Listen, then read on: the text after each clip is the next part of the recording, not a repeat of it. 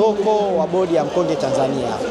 Tuko hapa kwenye maonyesho ya 50 ya Sabasaba, kwanza kutoa elimu kuhusiana na kilimo bora cha mkonge, lakini kingine kuwaelezea watu kuhusiana na fursa za uwekezaji katika tasnia ya mkonge.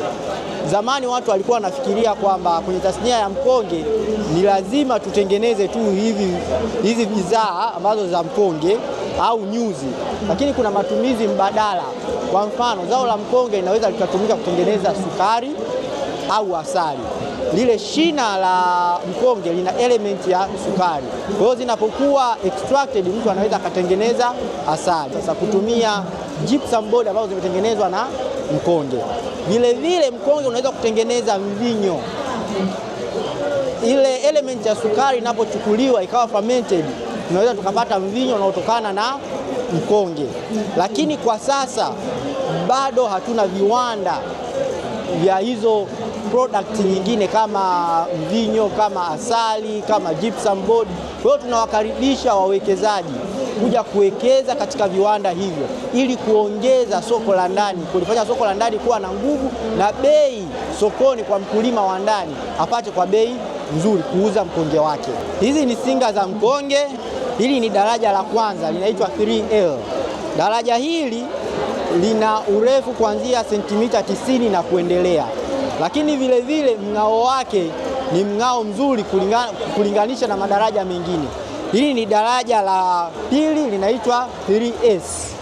Hili daraja ni kuanzia sentimita 60 mpaka 89, lakini katika mng'ao lina sifa sawasawa na hili daraja la kwanza. Lakini kuna madaraja mengine kama UG, SSUG na UF.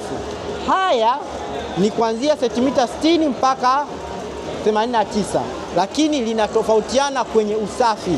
Ukiangalia uchafu uliokuwepo kwenye UG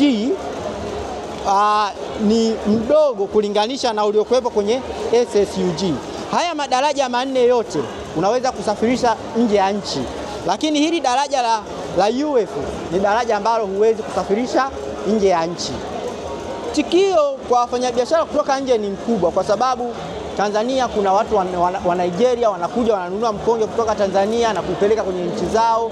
Soko kubwa la mkonge kwa Afrika ni Nigeria, lakini duniani ni Uchina.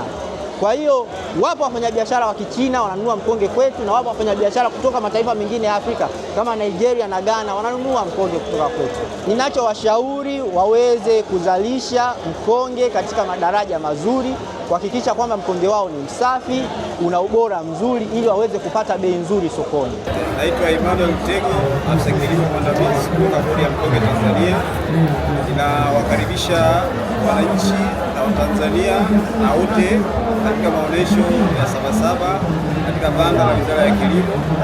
Katika banda letu la bodi ya mkonge tunatoa elimu ya kilimo cha mkonge, tunatangaza fursa za uwekezaji zinazopatikana katika sekta ya mkonge, tunasajili wakulima katika mfumo. Pia tunatoa taratibu za kufanya biashara ndani na nje ya nchi.